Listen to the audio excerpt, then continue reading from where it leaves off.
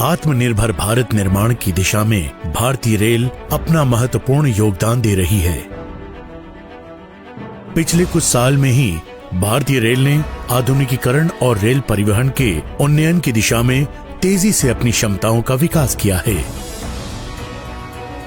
विश्व की पहली ग्रीन रेल और जीरो कार्बन उत्सर्जन परिवहन बनने की दिशा में स्वदेशी समाधानों का उपयोग किया जा रहा है।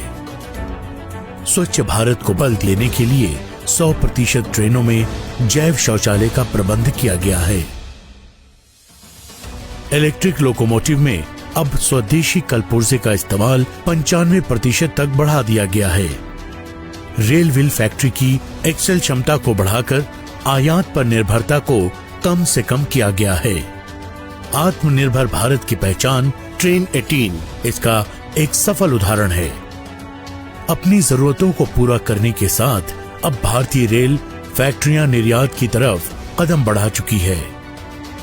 बनारस लोकोमोटिव वर्क्स वाराणसी ने 7 डीजल लोकोमोटिव श्रीलंका रेलवे को निर्यात किए हैं। डेडिकेटेड फ्रेट कॉरिडोर परियोजना के तहत पश्चिमी फ्रेट कॉरिडोर का रेवाड़ी से मदार सेक्शन और पूर्वी फ्रेट कॉरिडोर का खुर्जा से भावपुर सेक्शन का काम पूरा कर लिया गया है, जिसने व्यापार और देश की सप्लाई चेन को मजबूत किया है। भारतीय रेल ने कोरोना महामारी के खिलाफ जंग में देश की स्वावलंबन क्षमता को बल दिया। इस दौरान श्रमिक स्पेशल ट्रेन से लेकर और ऑक्सीजन एक्सप्रेस ट्रेनों के संचालन के साथ भारतीय रेल ने इस दौरान सकारात्मक सोच का प्रसार किया। भारतीय रेल ने 5.5 lakh PPE kit, 1.4 litre sanitiser और 20 लाख रीयूजेबल फेस मास्क उपलब्ध कराए। भारतीय रेल ने लॉकडाउन स्थितियों का सदुपयोग करते हुए रेल सुरक्षा पर ध्यान केंद्रित किया और लंबित कार्यों को तेजी से पूरा किया।